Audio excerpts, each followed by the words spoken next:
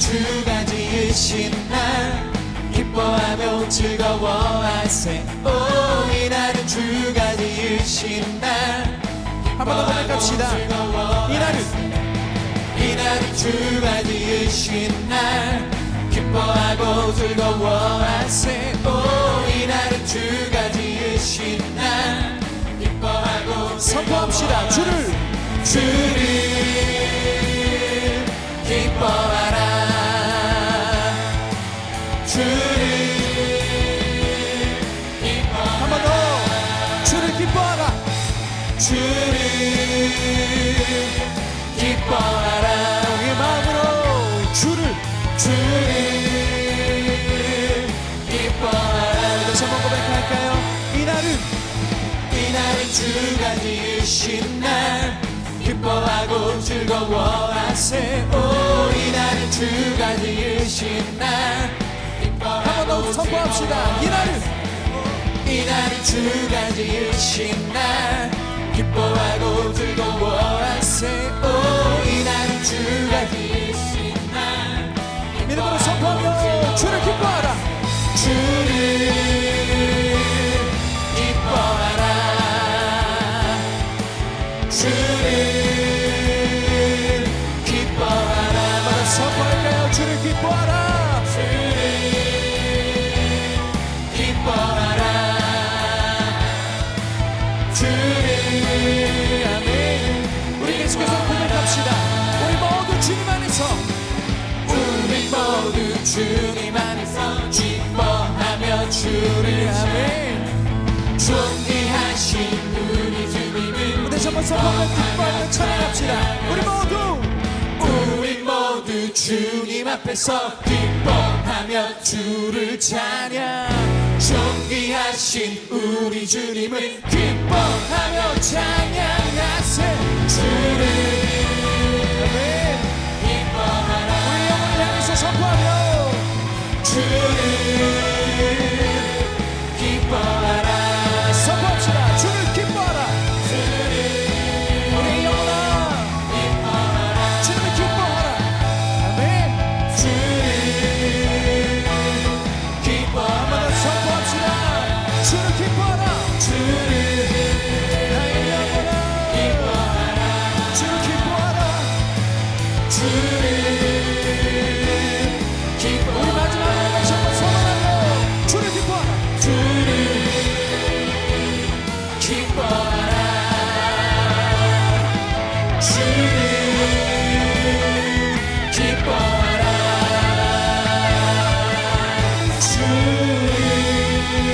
기쁨 내신 주님 앞에 영광 박수 올려드립시다.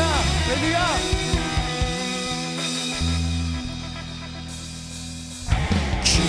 기뻐하며 승리의 노래 부르리. 그 백성 주가 회복시키시네. 선포하며 그 사랑으로 억눌렸던 자 모아 칭찬과 명성 얻게 하시네. 고백합시다. 전심으로 전부하리. 전능의 왕 함께 하시네. 기뻐 외치며 주께 두 손 들리 춤을 추며 함께 찬양해. 모두 원수를 멸하신 주님 전능의 왕 함께 하시네. 다시 한번 고백합시다. 기뻐하며 승리의 노래 삶으로 그 백성 주가 회복시키시네. 아멘. 주를 찬양합니다. 그 사랑으로 억눌렸던 자 모아 칭찬과 명성 얻게 하시네. 아멘. 전심으로 기뻐하리. 전능의 왕 함께 하시네. 기뻐 외치며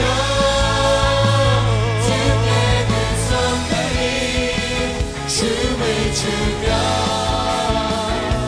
함께 찬양해 모든 원수를 멸하신 주님 전능의 왕 함께 선포합시다. 전심으로 전심으로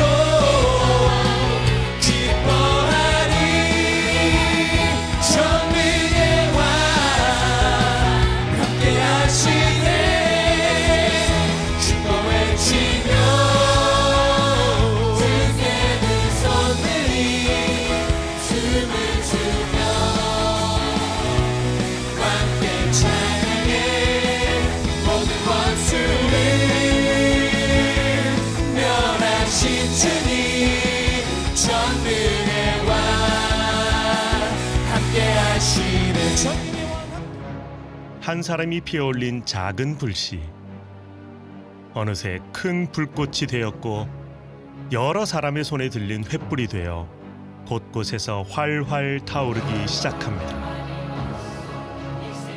개혁의 횃불을 높이 들어올린 또 하나의 인물, 사회와 공동체에서 개혁의 이상을 펼쳤던 사람, 바로 존 칼빈입니다.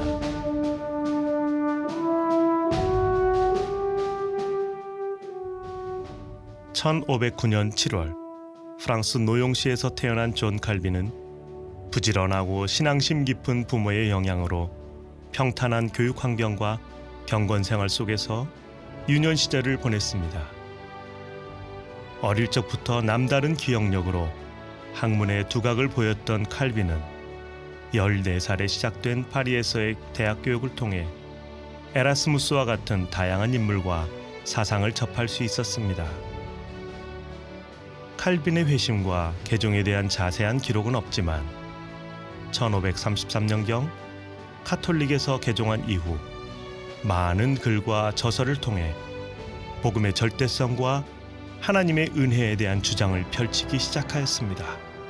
자, 영국에서 우리가 제네바로 넘어왔습니다. 이곳은 바스티유 공원이고요.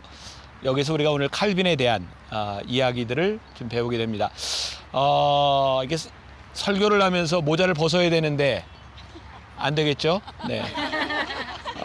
이 선글라스도 좀 벗어야 되는데 햇볕이 굉장히 강하게 비칩니다. 안 되겠죠? 네. 며칠 동안 그 영국은 날씨가 아주 우울했습니다. 여기 제네바에 오니까 굉장히 눈부신 날이라 너무 좋고요. 선글라스를 껴도 눈이 부실 만큼 좀 이해하고 봐주시면 좋겠습니다. 또 사실 저는 좀 가릴수록 괜찮습니다. 네. 캘빈에 대해서 이야기를 하는데 캘빈 혼자 어디에서 뚝 떨어진 사람은 아니고요. 영국의 위클리프에서부터 시작해서 쯔빙글리, 이제 캘빈으로 내려오는 종교 개혁의 또 흐름이 있죠. 여기에 여러 인물들이 있습니다. 네 사람의 동상이 나와 있는데 캘빈도 있고 파렐이라고 하는 기욤 파렐, 또 베제 낙스, 우리가 익히 들었던 사람들의 인물이 있습니다.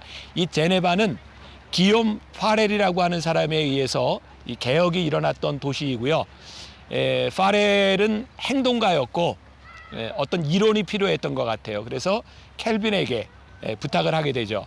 캘빈의 꿈은 이 제네바를 통해서 그가 실현하고자 했던 어떤 신정국가, 하나님이 다스리는 하나님의 통치가 있는 그런 도시를 꿈꿨던 것 같아요. 그래서 법을 만들었고요. 굉장히 엄격하게 적용하기 시작합니다. 종교 개혁이 일어나면서 그 로만 캐톨릭 교황권이 개혁자들을 이단이라고 하는 이름으로 많이 죽였습니다. 근데 아이러니하게도 캘빈도 그의 개혁을 따르지 않는 사람들을 화형시키기도 하고, 뭐 어디까지가 진실인지 모르겠지만 가죽을 벗겨서 죽이기도 하고, 그런 비극적인 일들이 일어납니다. 캘빈이라고 하는 인물을 통해서 한번 구현해 보려고 했던 이 제네바라고 하는 도시, 그리고 그것이 우리들의 삶에 적용한다는 것이 참 쉽지 않은 일이고, 또한 나에게 적용한 것을 다른 사람들에게 적용할 때 나올 수 있는 갈등에 대한 문제들, 이게 어디까지가 옳은가 그른가, 이런 문제들도 우리가 한번 살펴볼 수 있으면 좋겠다는 생각이 듭니다. 제가 이 종교개혁지를 돌면서 꿈꾸는 것 중에 하나가, 우리 하나가 무엇을 할 수는 없지만 우리가 새로운 이 한국 교회의 새로운 개혁의 한 주춧돌 내지는 징검다리를 놓을 수 있는 그런 일을 한번 생각하면서 이 개혁지를 지나가면 좋겠다 하는 생각이 듭니다. 오늘 우리에게 주시는 하나님의 말씀은 디모데전서 2장 3절에서 5절 말씀입니다. 디모데전서 2장 3절에서 5절 말씀입니다. 이것이 우리 구주 하나님 앞에 선하고 받으실 만한 것이니 하나님은 모든 사람이 구원을 받으며 진리를 아는 데에 이르기를 원하시느니라. 하나님은 한 분이시요 또 하나님과 사람 사이에 중보자도 한 분이시니 곧 사람이신 그리스도 예수라. 아멘. 오늘 사부 예배 나온 여러분들 한 사람 한 사람을 주님의 이름으로 축복합니다. 계속해서 여러분들에게 교회에 대한 많은 정보들을 알려주고 있고 또 개혁자들의 이야기를 나누고 있습니다. 월드 휴먼 브릿지는 우리 교회에서 시작한 NGO 단체입니다. 사람들이 이렇게 많이 좀 의아하게 생각합니다. 어떻게 저런 단체를 시작하는데 3천만 원을 가지고 그 단체가 시작될 수 있었겠는가? 제가 시작할 때 우리가 만드는 이 월드 휴먼 브릿지라고 하는 NGO 단체는 우리 것이 아니었으면 좋겠다. 교회가 소유권을 주장하지 않도록 돈으로 자본금을 한 것이 아니라 사람이 자본이 돼서 시작이 됐습니다. 이제 한 30억, 40억 넘어가는 그런 규모가 되었는데 가장 투명하고 가장 정확한 NGO 단체가 되려고 합니다. 종종 여러분들에게 이렇게 모집하는 광고가 나갑니다. 저는 우리 청년들 중에 좀 NGO에 들어와서 일할 수 있는 사람들이 좀 있었으면 좋겠고, 그동안 많은 교회들이 어떤 단체들을 만들면서 그것이 혹은 목사님들이나 개인적인 사람들의 어떤 사리 사욕에 대한 문제들 때문에 그런 오해를 종종 받아요. 제가 월드 휴먼 브릿지 대표이기 때문에 거기서 뭘 받는가, 무엇이 저에게 돌아오는가. 근데 제가 여러분들에게 분명히 말씀드리는 건 저 단체에서 제가 1원 한 푼 받는 게 없습니다. 그리고 대표로서 법인카드 한 개 소유한 게 없어요. 제가 유일하게 하는 일은 가끔 사무실에 가서 직원들 밥 사주는 거. 저는 굉장히 건강한 단체를 우리가 만들어서 한국 교회와 이 사회에 내어놓았다고 생각합니다. 여러분들이 만나교회에서 신앙생활을 하면서 그런 우리 자만심이 아니라 하나님이 우리에게 주신 거룩한 자부심을 가지고 여러분들이 함께 했으면 좋겠고, 이런 행사들이 있을 때 여러분들이 잘 참여하고 시간이 된다면 그 김장을 이렇게 만들어서 나누는 일에도, 또 다음 주에 과일을 나누는 일에도 여러분들이 함께 동참하면 좋겠다는 생각이 듭니다. 다음 주일이 무슨 주일? 추수감사주일. 몇 년 동안 우리 교회 전통이 되어서 추수감사절이 되면 주변에 참 어려운 우리 힘든 이웃들이 기다립니다. 정말 너무너무 감사한 것은 우리가 과일 나누기를 하는데 허접한 과일이 아니라 여러분들이 가져오는 가장 좋은 과일을 나눈다는 겁니다. 다음 주에 여러분들 올 때 빈손으로 오면 안 됩니다. 사과 하나라도, 귤 하나라도, 파인애플 하나라도 여러분들이 나누는 마음을 가지고 여러분들이 오셔야 합니다. 그렇게 할 수 있습니까? 위에도 그럴 수 있죠? 대답이 작다? 그럴 수 있지? 네, 역시 반말을 해야 돼요. 그래서 이런 표가 있죠. 만나교회는 추수감사 때가 되면 추수감사절 예배 때 올 때 마음은 가볍게 두 손은 무겁게. 네, 마음은 가볍게 두 손은 무겁게 오세요. 그리고 여러분들 신앙에 있어서 훈련이 필요하다고 생각해요. 뭐냐면 감사하는 훈련입니다. 어른들만 하는 것이 아니라 여러분들 세대에 여러분들이 돈으로 감사하는 그런 마음이 아니라 여러분들을 지금까지 인도하신 한 해의 감사를 여러분들 정성스럽게 하세요. 그것은 신앙의 중요한 훈련이고, 여러분들이 추수감사 예물로 드린 그 예물이 귀하게 필요한 것에 쓰여집니다. 그래서 여러분들 오늘 나눠드린 이 봉투는 여러분들이 그냥 와서 집어넣는 것이 아니라 1년에 여러분들의 삶을 감사하며 여러분들이 잘 준비하세요. 다음 주 추수감사절이 여러분들에게 의미 있는 시간이 되려면 여러분들이 기도하고 준비해야 합니다. 그렇게 할 수 있지 요? 네, 고맙습니다. 이제 개혁자들 두 사람을 남겨놓고 있습니다. 그 중에 이제 이번 주와 다음 주가 조금 민감하기도 합니다. 왜냐하면 장로교회 창시자인 존 칼뱅, 뭐 이름을 여러 가지로 얘기하는데 우리 그냥 칼빈으로 그냥 통일하겠습니다. 영어식 이름으로 캘빈. 그리고 다음 주에 존 웨슬리는 감리교회 창시자입니다. 그래서 어떻게 보면 중요한 교단의 창시자이기 때문에 이것이 혹시 마음을 상하게 하거나 할지 모릅니다. 그러나 제 의도는 그런 교리적인 문제가 아니고 우리들이 무엇을 배울 거냐에 대한 문제니까 여러분들이 교단이나 교리라고 하는 걸 내려놓고 말씀을 좀 편안하게 들었으면 좋겠습니다. 지난주에 이덕주 교수님이 설교를 하셨어요. 2부, 3부 때하고는 조금 다른 설교를 하셨는데 루터에 대한 그런 이야기도 했을 텐데 제가 사실은 조금 아쉬워요. 2부, 3부 설교를 하셨더라면 더 좋았을 것을 하는 그런 아쉬움이 있기는 한데 그 3부 예배 때 이덕주 교수님이 그런 얘기를 했어요. 설교하다 말고 김 목사님하고 나하고 우리 세대는 개혁 못합니다 그러더라고요. 나 개혁하자고 하는데 근데 왜 못하나 그랬더니 나이가 많아서 안 됩니다. 종교 개혁자들을 보면 대개 30대 중반에 개혁을 시작했습니다. 그래서 우리가 개혁을 못한다고 하는 그런 의미보다 우리가 할 수 있는 일은 우리가 무엇을 개혁하는 것보다 더 소중한 일은 개혁을 위해 우리들이 필요한 촛불을 하나 들 수 있다면 우리들이 들었던 촛불 그 불빛이 모여져서 횃불이 될 수 있지 않겠는가. 저는 오늘 여러분들과 함께 그런 꿈을 꿉니다. 위대한 일, 아니 그것보다 더 소중한 일은 우리들에게서부터 시작할 수 있는 작은 불꽃이라고 생각해요. 그래서 오늘 우리들이 예배드렸던 이 시간 우리들이 고민했던 이 개혁의 이야기들이 우리 다음 세대의 개혁의 횃불로 타오를 수 있다면 오늘 우리는 여기에서 예배드리는 충분한 의미를 가지는 사람이라고 생각해요. 제가 이 개혁에 대한 설교를 하면서 마음에 제일 부담스러운 것 중에 하나는 아마 지지난주에 그런 얘기했는데 제 아내가 저한테 자꾸 개혁 이런 설교하지 말라고 개혁의 대상이 그런 설교하면 어떡하냐고 나한테 그래요. 그것도 마음에 좀 찔리기도 하고 우리 교인들 중에 요즘 페북에 저에게 가끔 쪽지를 이렇게 보내는 사람들 중에 목사님 너무 개혁에 대한 이야기 하지 마세요. 혹시 그 말들을 듣기 싫어하는 사람들 때문에 목사님 해코지를 당하면 어떡합니까? 그래서 저를 염려하는 그런 사람들도 있어요. 무엇보다도 정말 내가 이런 개혁을 이야기할 만한 자격이 있는가 이것이 저를 제일 힘들게 하는 것 같아요.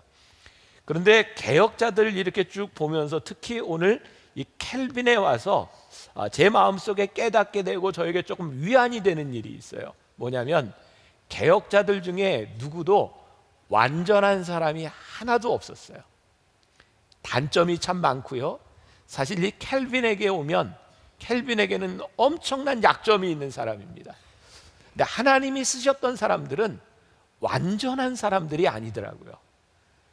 하나님이 하셨던 일을 보면 완전한 사람을 통해서 하신 일이 아니라 부족함에도 불구하고 하나님의 마음을 품었던 사람들을 통해 하나님이 일을 만들어 가시더라고요. 그래서 저와 오늘 여러분들에게 소망이고 우리들에게 정말 중요한 것은 우리들의 완전함, 우리들의 도덕적인 순전함, 우리가 거기에 미치지 못할지 모르지만 하나님께서 주시는 그 마음을 우리들이 가지고 함께 아파할 수 있다면 오늘 우리들이 나누는 이 설교와 오늘 우리들의 이야기는 참 의미 있는 일들이 되지 않겠는가. 그저께 교인들이 우려했던 일이 발생을 했습니다. 조금 무겁고 힘든 이야기지만 가볍게 들어주세요. 어떤 신문기자가 저에게 전화를 했어요. 목사님, 어떤 사람이 만나교회와 목사님 비리에 대해서 제보를 했습니다. 그리고 신문사에서 저에게 제보를 해줬어요. 이게 무슨 얘기일까?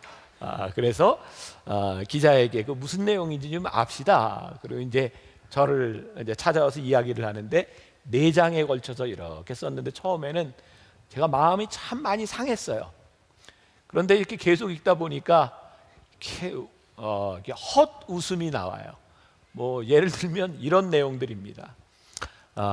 만나교회 담임 목사가 만나교회에서 전횡을 휘두르기 위해서 목회자들을 뽑을 때 자격이 안 되는 목사들을 뽑았다. 예를 들면 뭐 머리가 없는 목사라든지 뭐 이렇게 이건 조크. 아무튼 신학 교육도 받지 못한 그런 자격이 없는 목사들을 뽑아서 마음대로 한다. 또 하나, 만나교회는 담임 목사가 전횡을 휘두르기 위해서 장로들을 뽑을 때 돈이 있는 사람이나 영향력이 있는 사람들은 뽑지 않는다. 뭐 그래서 이제 뭐 마음대로 한다. 뭐 이런 이야기에서부터 그 다음에 저에 대한 사치스러움에 대한 그런 이야기들도 있었어요. 제가 그런 이야기를 종종 합니다. 저는 만나교회 담임 목사로 살면서 저는 청빈하게 살 자신이 없습니다. 그러나 청렴하게 살려고 노력은 합니다. 그런데 거기에 보니까 첫 번째 저의 사치스러움의 첫 번째가 뭐냐면 제가 만나교회 9층 사택에 삽니다. 9층의 펜트하우스에서 사는데 그 집에 화장실이 5개, 거실이 3개, 뭐 100평이 넘는 그런 펜트하우스에서 산다. 제 마음에 좀 만들어줬으면 좋겠다 이런 생각도 드는데 왜 그렇게만 썼을까? 사실 우리 집에는 층층마다 화장실이 다 있는데 그리고 저 밑에는 100대가 넘는 주차장이 있는 그런 호화저택에서 살고 있는데 뭐 그런 이야기. 65세 이후가 되면 제가 매월 1,000만 원 이상씩 받을 수 있도록 교회에서 노후 대책 연금을 들고 있다. 좀 들어줬으면 좋겠는데 뭐 이제 그런 이야기. 그 다음에 어디서 그런 이야기가 나왔는지 모르지만 우리 교회에 있지도 않은 담임 목사가 에쿠스를 타고 다니고 제가 타고 다니는 차가 카니발입니다. 근데 그 차가 연예인들이 타고 다니는 리무진을 타고 다닌다고. 그리고 저희 집에 아반떼가 있는데 아반떼가 신형 아반떼라고 뭐 이제 이런 이야기들. 그다음에 제가 얼마 전부터 제 삶을 좀 심플하게 개혁 설교를 하면서 교회 예산도 줄이고 내 삶을 좀 심플하게 살아야 되겠다는 생각이 들어서 저와 늘 수행하던 목사님을 더 이상 하지 않고 또 저에게는 담임 목사 처음 시작할 때부터 기사가 있었어요. 그런데 그것도 내가 스스로 어느 정도는 좀 했으면 좋겠다 해서 기사도 다른 보직으로 내려보내고 했는데 그 편지에는 기사가 담임 목사의 비리를 다 알고 이야기하고 다녀서 이렇게 파이어했다 뭐 이런 이야기에서부터 그 다음에 아주 앞거는 확인된 일은 아니지만 안마 시술소회를 왜 홍민기 목사가 들어갔는지 몰라요. 그 사람이 아마 지금 고소를 해야 될 것 같아. 홍민기 목사와 함께 안마 시술소를 드나들며 거액의 골프 내기를 했다. 확인된 바는 아니지만 뭐 이렇게 해서 뭐 글이 올라가 있고 또 하나의 앞거는 제가 교회 개혁을 시도하는 이유 중에 하나가 감리교단을 탈퇴해서 지금 신학을 공부하고 있는 아들에게 교회를 물려주기 위해서 개혁에 대한 이야기를 한다. 뭐 이런 이야기까지 소설 한 편이 이렇게 왔어요. 그러면서 제 마음에 하나님이 경계하게 하시나 보다라고 하는 그런 마음도 들지만 정말 이 개혁을 이야기하고 우리를 새롭게 한다고 하는 이야기들은 우리들에게 참 많은 어려움을 가져다 줄 수도 있겠구나. 그리고 목회자인 제가 우리 교인들에게 교회에 신뢰를 주지 못한다면 이것은 한꺼번에 무너져 내릴 일일 수 있겠다. 그리고 또 하나 썼던 내용 중에 제가 집회를 다니기도 하고 해외를 다니기도 하는데 제가 집회를 다니면서 매년 수억 원의 돈을 모은다. 근데 제가 여러분들에게 이건 뭐 밝히지 않았던 거지만 저는 외부에서 받는 모든 사례비와 여러분들 결혼 주례를 하면 주례비까지 저는 다 헌금으로 다 냅니다. 제가 개인적으로 가지는 것이 아무것도 없어요. 나는 우리 청년들에게 좋은 멘토가 되고 싶고 그래서 저는 담임 목사가 되는 동안 내 이름으로 집을 소유하거나 내가 통장을 소유하지 않겠노라고 제가 선언을 했기 때문에 제 통장도 우리 부속실에서 다 관리를 하고 조금이라도 남는 게 있으면 다시 다 헌금을 해서 저는 돈이 정말 없어요. 나한테 돈 꺼달라고 그러지 마세요. 아무튼 제가 완전할 수는 없지만 제가 부족한 것이 없어요. 저는 너무너무 풍요롭게 살아요. 그러나 그것 때문에 돈으로 인하여 죄를 짓지 않으려고 노력하고 살아요.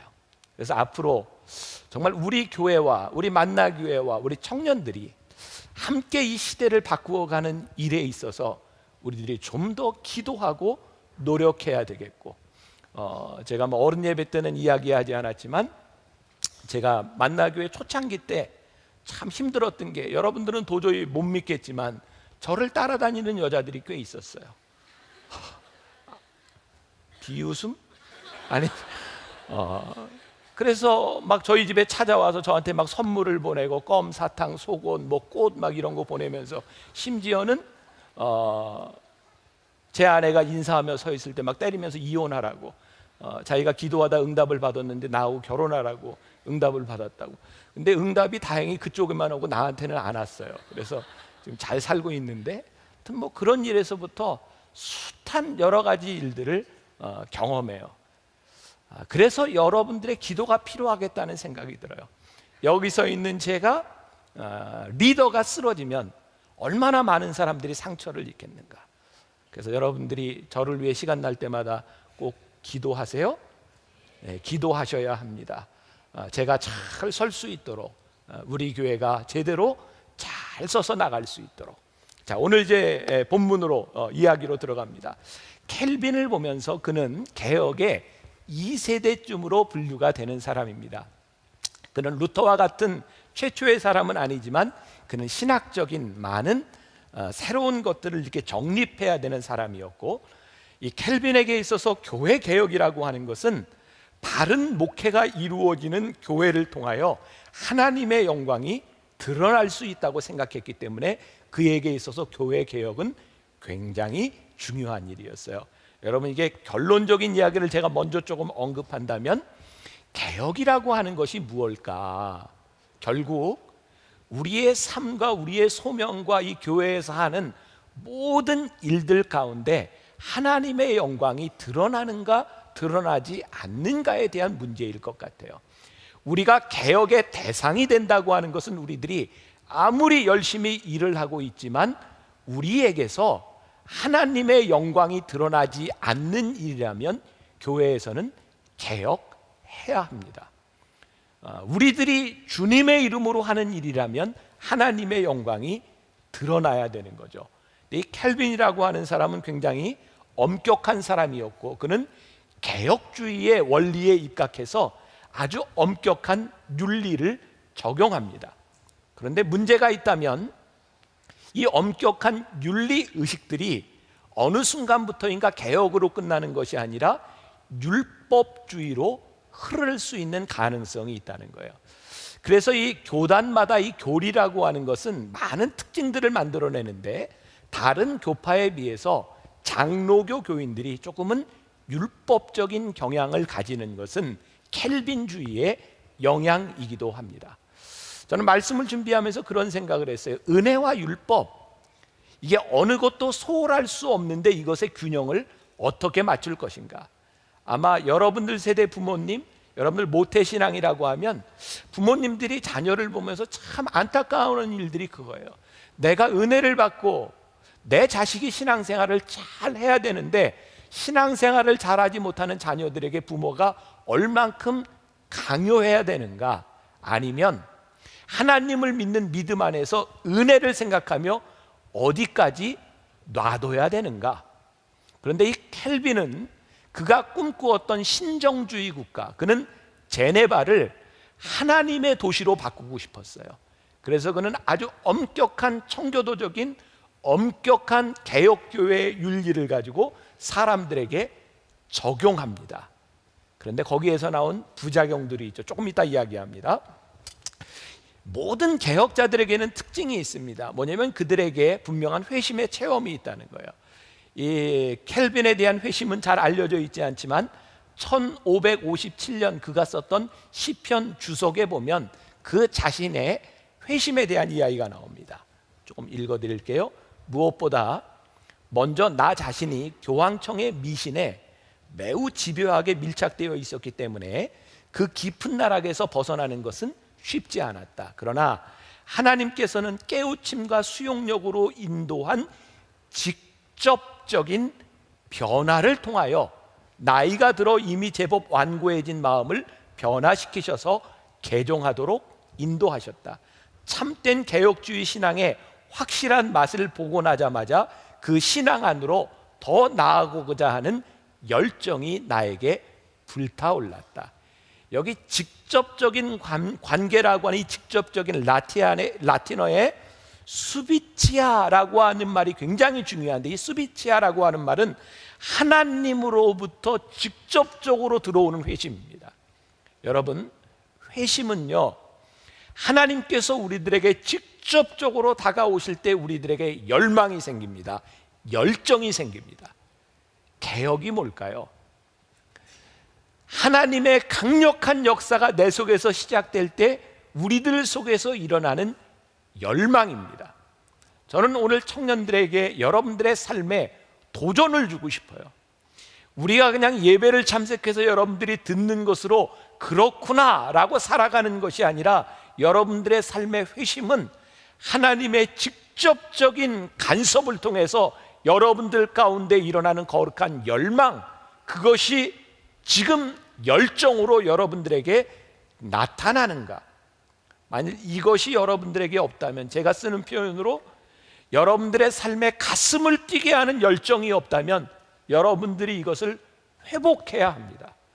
하나님께서 여러분들에게 주시는 가슴 뛰는 열망이야말로 여러분들의 삶을 개혁하게 만드는 일이기 때문입니다. 켈빈을 통해서 우리들이 중요하게 깨달아야 될 것, 다름과 틀림이라고 하는 것을 우리들이 구별할 필요가 있다. 그러면 켈빈 하면 생각나는 교리가 뭐냐면 예정설입니다.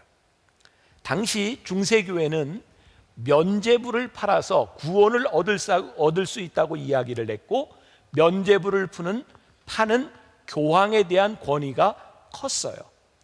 그래서 종교개혁자들은 너나 할 것 없이 이 교황의 잘못된 권위를 무너뜨리기 위해서 성경을 중심으로 해서 하나님의 절대 주권을 이야기합니다. 여러분, 예정설이라고 하는 것이 무슨 말이냐면, 면죄부를 팔고 있는 교황의 권위에 대해서 우리의 구원의 문제는 절대적인 하나님의 주권에 의해서 예정되어 있다는 것을 말하는 거예요. 자, 예정설입니다. 설, 이론이에요. 제가 중요한 얘기합니다. 우리들의 신앙에 있어서 우리들이 구별해야 될 것이 있다. 이것이 개혁이다. 뭐냐면 진리와 진리를 설명하는 것을 구별할 수 있어야 돼요. 조금 쉽게 설명할게요. 우리가 하나님의 은혜로 절대주권으로 구원을 받는다, 이것은 진리예요. 그런데 이 구원이 하나님께로부터 오는 이 절대주권을 예정설로 설명할 수 있어요. 감리교회에서는 이것을 자유의지로 신인 합동설로 우리의 구원을 설명해요.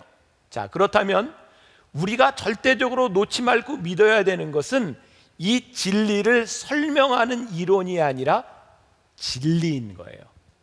이해가 되세요? 그런데 사람들이 왜 타락하고 왜 개혁의 대상이 되는가?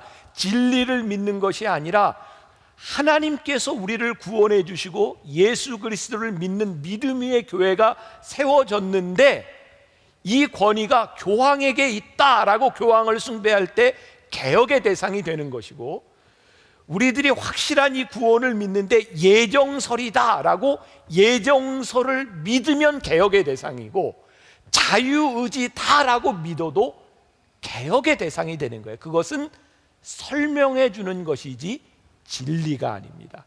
그러니까 만일 여러분들이 예수를 믿으면서 너는 감리교인, 너는 장로교인, 너는 침례교인, 순복음교인, 그래서 우리들이 가지고 있는 교리를 가지고 여러분들이 싸우고 있다면 여러분들은 굉장히 비본질적인 신앙생활을 하는 거예요. 우리는 예수 그리스도를 믿는 믿음 위에서 우리들 모두는 한 가지 고백을 하는 한 형제 자매인 것을 우리들이 알아야 돼요. 자, 그래서 이 논리, 설이라고 하는 것은 시대 정신과 관계가 있어요. 시대 정신, 그 시대에 어떤 일들이 일어나고 있는가. 예를 들어서 여기 우리 두 예쁜 자매 둘이 있어요. 여러분들은 얼굴이 안 보이니까 나만 보여요. 예쁜 자매 둘이 있는데 내가 잘 알고 있다고 가정을 해봅시다. 근데 제가 두 자매한테 얘들아 좀 운동 좀 해. 운동하는 게 좋아 이렇게 얘기를 한다면 이 자매들은 운동이 아닌 다른 일에 열심을 하고 있어요. 너무너무 공부만 하는 거야. 그건 내가 안타까워. 운동도 좀 해야지 이렇게 얘기한단 말이에요. 그런데 반대로 제가 이 자매들에게 얘들아 공부 좀 해라. 공부. 그러면 얘네들은 다른 걸 하고 있다는 거예요. 공부만 해라, 운동만 해라. 만약에 운동 좀 해라를 운동만 하라는 것으로, 공부 좀 해라라는 것을 공부만 해야 되는 것으로 생각한다면 오해가 되는 거예요. 자, 무엇을 강조할 때는 그것을 강조해야 되는 상황이 있는 겁니다. 칼빈이 예정서를 강조하면서 하나님의 절대 주권을 강조했던 것은 로만 캐톨릭이 행위와 면죄부를 파는 일 때문에 강조했던 거예요. 근데 우리 감리교회 창시자인 요한 웨슬레가 활동하던 때 또 한 번 종교개혁이 일어나거든요. 그건 이제 200년 후에 일어납니다. 영국은 이미 개혁이 일어난 성공회였고 요한 웨슬레가 있던 영국 교회들은 전부 다 구원받는다고 하는 생각 때문에 너무 의식적인 종교로 흘러가 버렸어요. 그래서 요한 웨슬레는 자유의지가 중요하다, 내 의지가 중요하다고 강조하는 거예요. 이해가 되세요? 논리라고 하는 것, 이론이라고 하는 것은 그 시대의 시대 정신에 따라 강조하는 것이 다른 것이지 그것이 진리가 아니라고 하는 것을 우리들이 알아야 되는 거예요. 얼마 전에 제가 진짜 가슴 아픈 이야기를 들었어요. 어떤 장로교회 중에 여러분들 합동 측에서 온 사람도 있고 통합 측에서 온 사람도 있고 우리나라의 가장 큰 교단입니다. 근데 합동 측에 있는 어떤 교인이 통합 측에 있는 가족을 위해서 기도한다는 거예요. 구원받기 위해서. 그 얘기를 듣고 너무너무 놀랐어요. 어떻게 같은 하나님을 믿는데 내가 합동 측이기 때문에 통합 측에 있는 사람을 위해 구원을 기도할 수 있겠는가? 여러분, 우리가 잘못하면 우리들이 진리가 아닌 다른 것에 목매어서 오늘 우리가 개혁의 대상이 되는 것은 아닌지. 제가 말씀을 준비하면서 들었던 생각이 우리 만나교회가 한 7, 8년 전에 굉장히 뉴스메이커가 됐었잖아요. 왜냐하면 교회 밖에, 교회 안에 흡연실을 만들었다고 제가 방송과 책에서 이야기하면서 교회가 흡연실을 만들었다고. 그래서 여러분들 뭐 잘 아는 마케팅에 물든 기독교라고 하는 책을 쓴 사람이 그 책에다가 분당 모모 교회의 김모모 목사는 교회에 흡연실을 들어서 마케팅의 원리로 교회 목회를 하고 있다, 그런 이야기를 했어요. 제가 정말 가서 저보다 후배이기도 하고 묻고 싶었어요. 당신이 나를 얼마나 알아서 그런 이야기를 합니까? 저는 선교학을 공부하지 않았다면 절대로 교회에 흡연실을 만들 생각을 못했을 거예요. 선교학과 문화인류학을 공부하면서 제가 깨닫게 된 것은 복음이 들어가는 곳에서는 복음을 접하지 못한 사람이 복음을 접할 수 있도록 만들어주는 것이 선교다. 담배 때문에 예배당에 못 들어오는 사람을 위해서 담배를 피면서라도 예배를 드릴 수 있도록 지금 이 시간에 흡연실에는 담배를 피면서 지금 예배 실황이 나가고 있어요. 왜? 담배를 피라고 만든 것이 아니라 담배를 끊으라고 흡연실을 만들었어요. 이해가 되세요? 여러분, 우리들이 무언가를 이야기하고 무언가를 강조할 때는 거기에 시대 정신이 있어요. 진리를 흔드는 것이 아니라 변해가는 시대 정신을 시대 정신으로 보기 시작할 때 우리가 진리 위에 설 수 있는 거예요. 그런 일이 초대교회에도 있었단 말이에요. 고린도전서 1장 12절과 13절 말씀해 보니까 사도 바울이 하는 이야기예요. 같이 읽어봅시다.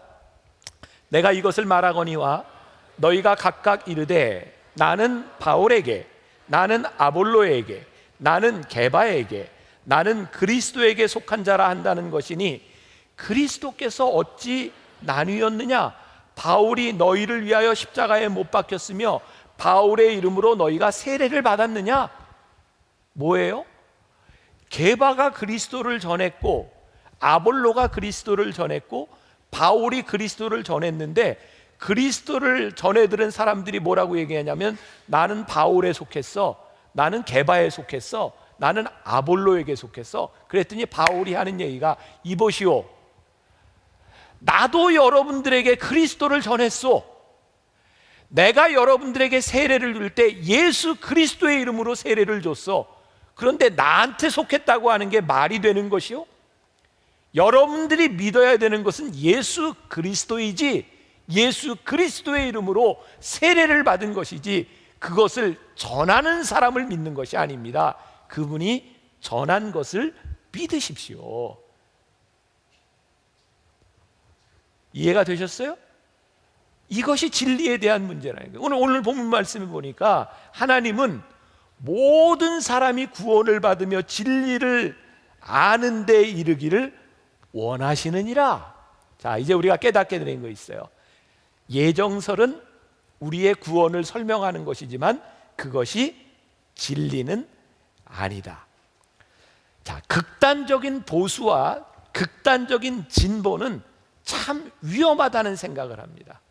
제가 미국에서 공부할 때 제가 있던 학교는 흑인 해방신학과 여성 해방신학이 굉장히 유명한 아주 대가가 있는 학교였어요. 여러분, 흑인들의 인권을 보호하고 여성들의 인권을 보호하자고 하는 너무너무 좋은 의미 아닙니까? 그런데 제가 다니던 신학교는 너무너무 살벌한 학교였어요. 점심시간이 되잖아요, 딱 갈라져요. 흑인은 흑인끼리, 백인은 백인끼리, 아시아는 아시안끼리 딱 나눠서 밥을 먹어요. 수업 시간에 강의를 하거나 기도할 때 여러분 손에 하나님 아버지 Father God 이런 말을 하면 큰일 나요. 고소가 들어가고 막 올라가요. 하나님을 얘기할 때는 Father and Mother God 이래야 돼요. 아버지와 어머니의 하나님. 여러분, 우리 세대에 아버지 하나님이 너무너무 익숙한 사람들이 있어요. 그런데 우리들이 어머니 하나님, 여성들도 포함하자고 하는 것 때문에 그 말에 익숙한 아버지 하나님이라고 하는 것 때문에 그 사람에게 적대감을 가진다면 그게 정말 하나님이 원하시는 일일까요? 여러분, 요즘 동성애 문제로 많은 일들이 일어나고 있어요. 많은 논쟁들이 일어나고 있어요. 동성애에 대한 찬성에 대한 문제가 아니라 동성애로 인하여 아픔을 가지는 사람들에 대해서 우리들이 분명히 관심을 가지고 기도해야 되는 것 분명해요. 근데 저는 이해할 수 없는 것 중에 하나가 소수의 인권을 보호하자, 저 얼마든지 오케이. 동성애자들 우리들이 사랑으로 대하자, 얼마든지 오케이. 그런데 동성애를 옹호하는 사람들이 동성애를 싫어하는 사람은 절대 용납하지 못해요. 동성애적인 성향이 있는 사람이라면 동성애를 용납하지 못하는 사람도 있을 거 아니에요? 그런데 우리는 내가 자유하고 내가 진리라고 생각하는 순간 나와 틀리는 사람을 절대 용납하지 못해요. 그래서 너무너무 가슴 아픈 건 정의를 이야기하는 교회에 하나님의 사랑이 없을 때 그 정의가 얼마나 날카롭게 사람들을 죽이는 칼날이 되는지 몰라요. 존 칼빈, 굉장히 위대한 종교개혁자였는데 슬픈 일입니다.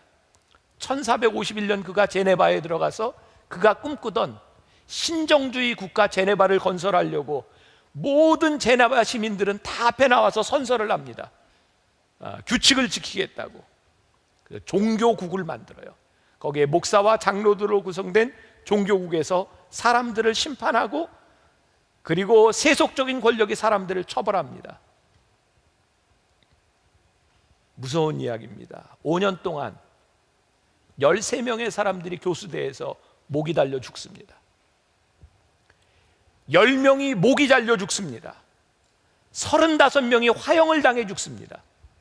76명의 사람들이 그 도시에서 쫓겨납니다. 캘빈의 신학이 그의 삶이 잘못된 것이 아닙니다. 그는 철저하게 하나님 앞에 헌신하며 살았던 사람입니다. 그러나 그들이 꿈꾸었던 하나님의 나라를 만들기 위해서 이렇게 사람을 죽이는 것을 하나님이 기뻐할 수 있을까? 이것은 다른 차원의 문제가 아닐까? 오늘 다시 본문 말씀을 봅니다. 디모데전서 2장 3절부터 5절. 이것은 우리 구주 하나님 앞에 선하고 받으실 만한 것이니 하나님은 모든 사람이 구원을 받으며 진리를 아는 데 이르기를 원하시느니라. 하나님은 한 분이시요 또 하나님과 사람 사이의 중보자도 한 분이시니 곧 사람이신 그리스도 예수라. 종교개혁주의 정신, 하나님의 절대 주권을 주장하기 위하여 예정서를 이야기했던 것, 그것은 잘못된 것이 아닙니다. 그러나 교리가 절대화되는 것은 경계할 필요가 있다. 자, 그런데 이 칼빈의 아주 중요한 공헌이 있습니다. 뭐냐면 칼빈이 이야기했던 예정설을 예정설로 그치게 한 것이 아니라 그가 소명으로 연결시킨 것이에요. 자, 우리가 예정설을 믿으면 문제가 좀 생깁니다. 자, 여러분들에게 물어봅니다. 여러분들은 구원받은 자로 하나님께서 예정하셨어요? 이 반응은? 여러분들 구원받은 줄로 여러분들 믿으세요? 하나님이 여러분들 예정하셨어요? 여러분들이 지금 이렇게 아리까리하게 생각하는 것처럼 우리가 예배를 드리는데 우리들의 마음에 뭔가 깨름직해. 존 칼빈은 그 예정서를 얘기하면서 성도의 견인이라고 하는 것도 이야기해요. 하나님이 구원받은 사람은 끝까지 붙들어 주신다는 거예요. 그러니까 하나님이 예정하셨으면 아무튼 끝까지 구원받아요. 그런데 하나님이 예정하지 않은 사람은 별 짓을 다 해도 구원을 못 받아. 왜? 이건 하나님의 절대 주권에 대한 문제이기 때문에 그래요. 근데 사람들이 궁금한 거죠. 내가 예정을 받았는지 안 받았는지 어떻게 아냐고요. 그런데 캘빈이 아주 중요한 공헌을 하는데, 우리가 하나님 앞에 예정받았다는 것을 알 수 있는 것은 우리의 소명에 기인한다는 거예요. 그러니까 우리들이 하나님 앞에 예정받고 우리들이 믿음으로 고백하면서 우리들 속에 생기는 뜨거운 소명이 있어요. 내가 소명을 따라 살아가며 우리는 자신을 확증해요. 아, 하나님이 나를 구원하셨구나. 그런 예정 가운데 살아가는 거죠. 그래서 켈빈이 공헌한 이 개혁주의가 공헌한 것 중에 하나가 바로 이 자본주의 사회가 되죠. 여러분 세계사에서 배웠죠? 이 개혁주의로 인해서, 예정설로 인해서 사람들이 그 예정을 증명하기 위해서 검소하게 열심히 살아요. 그러다 보니까 돈이 쌓이게 됐고 축적된 그 돈들이 자본주의를 일으키게 됩니다. 결국 우리들이 가지고 있는 이 자본주의의 유산은 종교 개혁에서부터 일어난 일이에요. 그런데 한 가지 부작용이 있다면, 우리들이 하나님 앞에 소명을 받았다고 하는 이 은혜와 예정을 증명하고 돈이 많이 만들어지고 부자가 되는 것을 통해서 우리들이 증명하려고 하면서 우리들이 물질주의로 빠지게 되었다는 거예요. 사실 우리가 소명대로 산다고 하는 것이 물질의 부유만을 의미하는 것은 아니잖아요. 우리들이 하나님 앞에 소명받았다고 하는 것은, 열심히 산다고 하는 것은 오히려 그것 때문에 우리들이 돈을 잃을 수도 있는 거예요. 왜? 내 삶을 하나님 앞에 헌신한다고 하는 것은 돈과 관계된 문제만은 아닌 거예요. 자, 사람들은 이렇게 묻죠. 여러분들 친구들 중에도 그렇게, 야, 예정했다면 하나님이 선악과문은 왜 만들었어? 아니, 구원받을 사람 안 받을 사람 다 하나님이 알고 예정하셨는데 선악과는 왜 만들었어? 뭐 이런 얘기들 종종 들어요. 켈빈은 이렇게 얘기합니다. 선악과를 만들고 안 만들고 그것은 중요한 문제가 아니다. 구원과 예정에 중요한 것은 하나님이 여러분들을 구원하셨다는 사실에 여러분들이 믿음으로 반응하느냐 반응하지 않느냐에 대한 문제이지 선악과가 중요한 것은 아니다. 오늘 여러분들이 하나님 앞에 믿음으로 하나님이 나를 부르셨습니다라고 고백하는 순간 여러분들은 여러분들의 예정을 확증해요. 자, 아까 제가 자유의지와 더불어서 이 켈빈과 요한웨슬레의 차이가 있다고 얘기했어요. 요한웨슬레 시대에는 교회가 다시 형식화되면서 캐톨릭에서부터 프로테스트 했던 영국의 교회가 다시 의식화되면서 인간의 자유의지를 많이 강조합니다. 저는 감리교 목사잖아요. 그래서 저는 자유의지를 굉장히 중요하게 생각해요. 그래서 이 한국 교회의 흐름도 보면 장로교인들은 부자가 많아요. 여러분들 중에 혹시 부자가 되고 싶다면 다른 교회를 가세요. 여기 만나교회에서는 부자 되기가 쉽지 않아요. 교리적으로. 장로교회는 교리적으로 돈을 버는 것에 대한 축복을 전통적으로 많이 강조했고요. 감리교회는 돈을 쓰는 것을 강조했어요.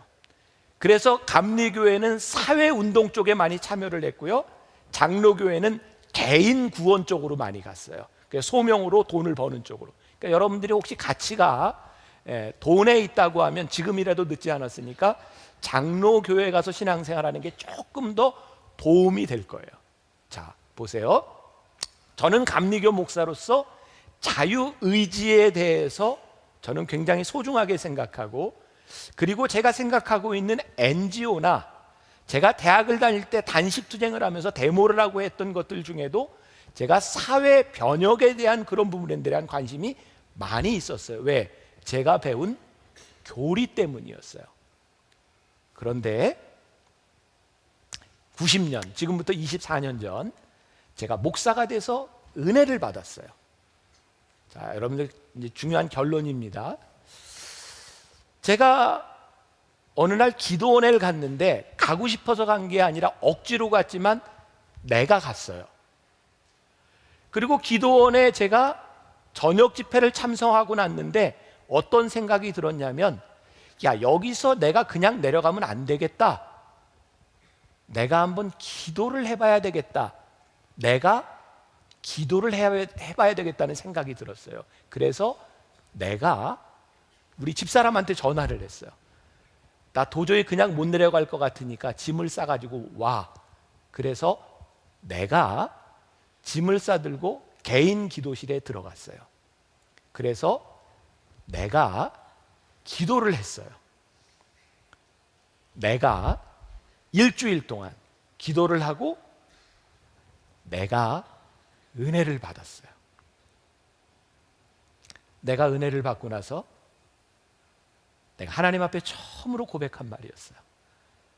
하나님, 나를 사랑하시는데 내가 여기 왔는 줄 알았는데, 내가 한 줄 알았는데 하나님이 나를 한 번도 떠나신 적이 없고 하나님이 나를 불러주셨군요. 내가 그런 고백을 했어요. 그 순간 내 자유의지는 아무런 의미가 없었어요. 내 자유의지로 하나님 앞에 나아갔고, 내 자유의지로 기도하며 내 자유의지로 하나님을 만났다고 생각했는데, 내가 하나님을 만나는 순간 나의 모든 자유의지가 하나님의 예정 가운데 있더라고요. 저는 그때 알았어요. 자유의지와 예정은 하나님의 은혜 앞에서 아무 의미가 없는 것이구나. 우리가 하나님의 은혜를 알면 진정한 하나님의 은혜 가운데서 어떤 논리나 이론이라고 하는 것이 중요한 것이 아니라 내가 만난 그 하나님, 그 경험과 그 체험이 나를 만들어져 가는 것이구나. 제가 다음 주에는 요한웨슬리에 대한 이야기를 하겠지만, 저는 여러분들에게 어떤 교파주의나 어떤 개인의 장단점에 대한 이야기를 하고 싶은 것이 아니라, 적어도 오늘 예배드리는 우리들, 그리고 앞으로 한국교회가 더 이상 교파주의나 교리와 나와 틀린 것 때문에 누구를 정죄하며 칼날을 세우는 것이 아니라, 모든 사람이 구원받기를 원하시는 하나님의 마음을 알아가는 사람들로 이 성전이 가득 차고, 하나님의 마음을 아는 사람들로 이 한국교회가, 나는 아볼로요, 나는 바울이요, 나는 게바요, 누구에게 속한 자들이 아니라 하나님을 믿는 자들로 우리들이 채워져 갈 때 정말 그것이 개혁이 아닐까. 제가 처음에 이야기했어요.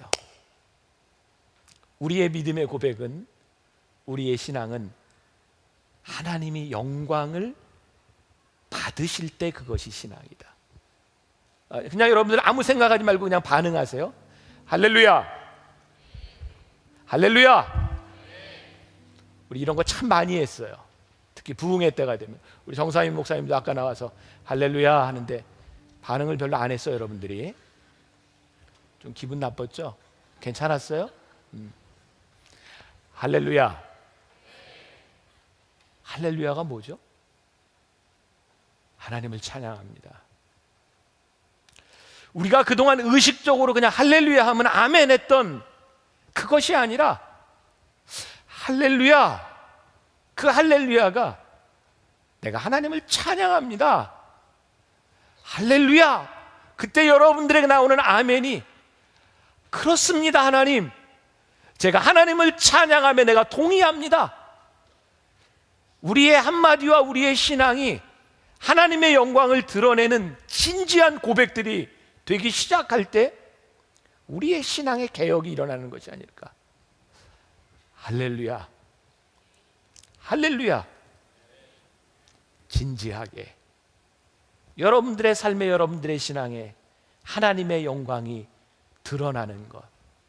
오늘 켈빈을 통해서 우리들이 배우는 것, 하나님의 마음, 우리와 다르다고 하는 것 때문에 누군가를 정죄하는 것들이 아니라 하나님을 아는 마음 가운데서 여러분들이 하나가 되고 기도하고 개혁의 불꽃이 시작된다면 멋진 공동체가 되지 않겠는가.